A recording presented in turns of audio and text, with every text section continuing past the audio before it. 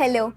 ഇനി ഞാൻ സംസാരിക്കണമെന്ന് വിചാരിച്ച് സംസാരിക്കാനിരുന്നൊന്നല്ല, പക്ഷേ സംസാരിച്ച് തുടങ്ങിയാൽ ഒരു പക്ഷേ തീരാത്തൊരു ടോപ്പിക് മാത്രമല്ല, നമ്മുടെ കുറേ ബിഹേവിയേഴ്സ് ഒക്കെ, അതായത് നമ്മുടെ ഒരു നേച്ചർ ഓഫ് ബിഹേവിയർ മറ്റുള്ളവർക്ക് അക്സെപ്റ്റ് ചെയ്യാൻ പറ്റാത്ത രീതിയിലാകുമ്പോൾ അതിൻ്റെ ഇമ്പോർട്ടൻസ് ആണ്.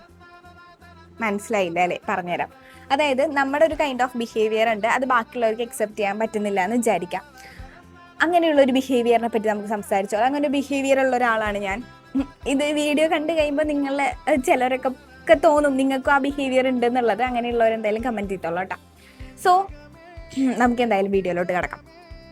സംഭവം എന്താണെന്ന് വിചാരിച്ചു കഴിഞ്ഞാൽ, ഞാനൊരു സോഷ്യൽ പേഴ്സൺ ആണ്. ഞാൻ ആളുകളായിട്ട് സംസാരിക്കും. അത്യാവശ്യം ഇൻട്രോവേർട്ട് അല്ലാണ്ടുള്ള ഒരു പേഴ്സൺ ആണ്. പക്ഷെ ഒക്കേഷണലി നമ്മൾ ഇൻട്രോവേർട്ട് ആവട്ടെ, അത് പറയാൻ പറ്റില്ല.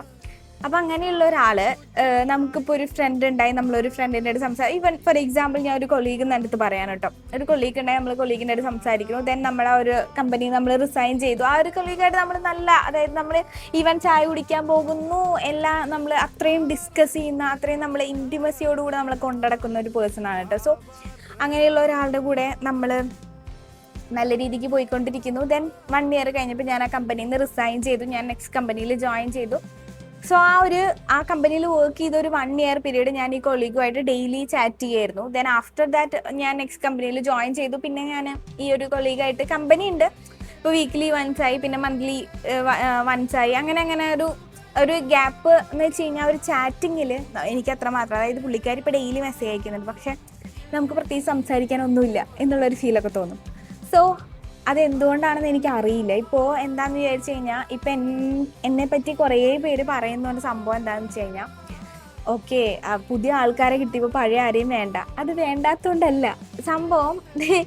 ഇപ്പോൾ അതായത് എൻ്റെ കൂടെ അത്രയും കമ്പനി ആയിട്ടുള്ള ഒരാൾ ഒരു 6 months കഴിഞ്ഞു. ഒരു 6 months ഞാനുമായിട്ട് യാതൊരു കണക്ഷനും ഇല്ല. അറ്റ്ലീസ്റ്റ് ഒരു 6 months അറ്റ്ലീസ്റ്റ് ഞാൻ ഒരു മിനിമം ടൈം പീരീഡ് പറയാം കേട്ടോ. 6 months ഞാനുമായിട്ട് യാതൊരു രീതിയിലുള്ള കണക്ഷനും ഇല്ല, ഫോൺ കോൾസ് ഇല്ല, മെസ്സേജസ് ഇല്ല, ഒന്നുമില്ല. പക്ഷേ 6 months കഴിഞ്ഞ് കഴിയുമ്പോൾ കാണുമ്പോൾ എനിക്ക് ആ സെയിം വൈബ് ഉണ്ടാവും. പക്ഷെ ആ ഒരാൾക്ക് ആ ഒരു സെയിം വൈബ് കിട്ടണം എന്ന് യാതൊരു നിർബന്ധവും ഗൈസ്. ബിക്കോസ് ആ ഒരാൾ ചിലപ്പോൾ ഒരുപാട് സംസാരിക്കുന്ന ആളായിരിക്കും. ആൾക്ക് നമ്മളിപ്പോൾ എന്താ പറയുക, എപ്പോഴും മെസ്സേജ് ചെയ്തുകൊണ്ടിരിക്കണം, എപ്പോഴും നമ്മളിപ്പോൾ ആ ഒരു കമ്പനിയിൽ നിന്ന് പോകുന്നെങ്കിൽ കൂടിയും ആളുമായിട്ട് സംസാരിച്ചുകൊണ്ടിരിക്കണം. അപ്പോഴാണ് ആ ഒരു ഫ്രണ്ട്ഷിപ്പ് എക്സിസ്റ്റ് ചെയ്യുന്നു എന്ന് വിശ്വസിക്കുന്ന ഒരാളാണ് ഓപ്പോസിറ്റ് എങ്കിൽ നമ്മൾ ഒരുപാട് സ്ട്രഗിൾ ചെയ്യും. നമ്മൾ മാത്രമല്ല, ആ ആളും സ്ട്രഗിൾ ചെയ്യും. കാരണം എന്താണെന്ന് വെച്ച് കഴിഞ്ഞാൽ, ആ ഒരു സിറ്റുവേഷനായിട്ട് അഡാപ്റ്റ് ആയി പോകാനാന്ന് വെച്ച് കഴിഞ്ഞാൽ ഇച്ചിരി ബുദ്ധിമുട്ടാണ്.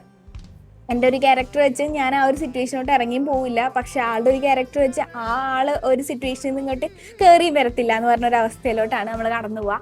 കുറച്ച് വേസ്റ്റ് ആയിട്ടുള്ള എക്സ്പീരിയൻസ് ആണ്. ബിക്കോസ് അതെല്ലാവരും അക്സെപ്റ്റ് ചെയ്യണമെന്നില്ല. അപ്പോൾ പലരും അപ്പോൾ നമ്മുടെ അടുത്ത് പറയും, നിങ്ങളിപ്പോൾ പുതിയൊരാളെ കിട്ടിയപ്പോൾ നമ്മളെ മറന്നു, പുതിയ അപ്ഡേഷൻസ് വന്നു, ലൈഫിൽ അപ്ഡേറ്റ്സ് വന്നപ്പോൾ നമ്മളെന്തായാലും മറന്നുപോയി എന്നുള്ളത്. പക്ഷെ അങ്ങനെയല്ല ഗൈസ്, നമ്മുടെ ക്യാരക്ടർ അങ്ങനെയാണ്. ഇപ്പം നിങ്ങളുടെ അടുത്ത് കാണുമ്പോഴുള്ള വൈബ് നമുക്ക് എപ്പോഴും ഉണ്ടായിരിക്കും. അതെങ്ങനെ എക്സ്പ്രസ് ചെയ്യേണ്ടത് എനിക്ക് മനസ്സിലാവുന്നില്ല. ഇപ്പം എൻ്റെ അടുത്ത് ഇപ്പോൾ ഇങ്ങനെ പറയും, ഓക്കെ അവർക്ക് മെസ്സേജ് അയക്കും, ഇവർക്ക് മെസ്സേജ് അയക്കും, അങ്ങനെ ചെയ്യും ഇങ്ങനെ ചെയ്യും. പക്ഷേ അൺഫോർച്യുനേറ്റ്ലി ഞാൻ കുറച്ച് കഴിയുമ്പോൾ ഞാനതങ്ങ് വിട്ടുപോകും. ഞാൻ എന്തുകൊണ്ടാണ് അത് വിട്ടുപോകണമെന്ന് വെച്ചാൽ എനിക്കറിയില്ല. എനിക്ക് അങ്ങനെ ഒരു ഇമ്പോർട്ടൻ്റ് ആയിട്ടുള്ള ഒരു പേഴ്സൺ എന്ന് പറയുന്ന ഒരാൾ ഉണ്ട്, ഇല്ല എന്നല്ല. പക്ഷേ ആ ആൾക്കും ഞാൻ എപ്പോഴും മെസ്സേജ് അയക്കണമൊന്നുമില്ല. ഞാനിപ്പോൾ ഫ്രീ ആയിരിക്കുന്ന സമയത്ത് ഞാൻ മെസ്സേജ് അയക്കും. ഞാൻ എന്തെങ്കിലും ആക്ടിവിറ്റീസിൽ ഇൻവോൾവ് ആയിരിക്കുന്ന സമയമാണെങ്കിൽ ഞാൻ മൈൻഡ് ആക്കൂടിയില്ല. അതിപ്പോൾ നമ്മളെ അത്രയും അറിയാവുന്ന ഒരാൾക്കാണ് നമുക്കിത് പറഞ്ഞു കൊടുത്താൽ തന്നെ മനസ്സിലാവുള്ളൂ. പിന്നെ വീട്ടിലെത്തിക്കഴിഞ്ഞാൽ ഫോൺ അറ്റൻഡ് ചെയ്യാത്തവർ, പിന്നെ അതുപോലെ തന്നെ മെസ്സേജ് അയച്ച് അപ്പം തന്നെ റിപ്ലൈ ചെയ്യും. ഇതൊന്നും നിങ്ങളോടുള്ള ഇഷ്ടക്കുറവുകൊണ്ടോ അല്ലെങ്കിൽ നിങ്ങളോടുള്ള താല്പര്യക്കുറവുകൊണ്ടോ അല്ല. ചിലരുടെ ക്യാരക്ടേഴ്സ് അങ്ങനെയായിരിക്കും എന്ന് വിചാരിച്ച് നമ്മളൊരു റിലേഷൻഷിപ്പിലോട്ടാണ് ഇത് ഇംപ്ലിമെൻറ്റ് ചെയ്യണമെന്ന് വെച്ചാൽ അത് അത്രയും ബി കെയർഫുൾ. ഓക്കെ, സോ ഇതാണ് പറയാനുള്ളത്. ഈ ഒരു അവസ്ഥയിലൂടെ കടന്നു പോകുന്ന ആരെങ്കിലും ഉണ്ടെങ്കിൽ അത് പറയണം.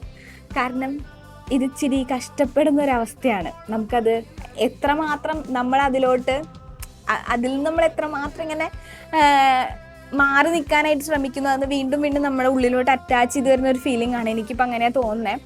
കുറേ പേരപ്പോൾ വിചാരിക്കും നമുക്കങ്ങനെ ഉള്ളതുകൊണ്ടല്ല ആക്ച്വലി മെസ്സേജ് അയക്കാത്തത്, ഇപ്പോഴും നമ്മളെ പ്രിയപ്പെട്ടതാണ്, പക്ഷേ എന്തോ അത് മൈൻഡ് അങ്ങനെ സെറ്റ് ആവാത്തതാണോ? ഇപ്പൊ ഞാൻ കാണുമ്പോൾ കുറെ പേർക്ക് അങ്ങനെ മെസ്സേജ് അയക്കാന്ന് വെച്ചാൽ മെസ്സേജ്, പക്ഷേ ഇപ്പൊ തോന്നി ഇപ്പൊ മെസ്സേജ് പോലെ അല്ലല്ലോ, അത് കണ്ടിന്യൂ ആയിട്ട് കീപ്പ് ചെയ്തുകൊണ്ട് പോകാനായിട്ട് പറ്റണം. അപ്പൊ അത് ഒരു നെഗറ്റീവ് ഫീൽ ആയിട്ട് എനിക്ക് തോന്നുന്നു. ചിലർക്കൊക്കെ തോന്നിയേക്കാം, പക്ഷെ അത് ശരിക്കും നെഗറ്റീവ് അല്ല.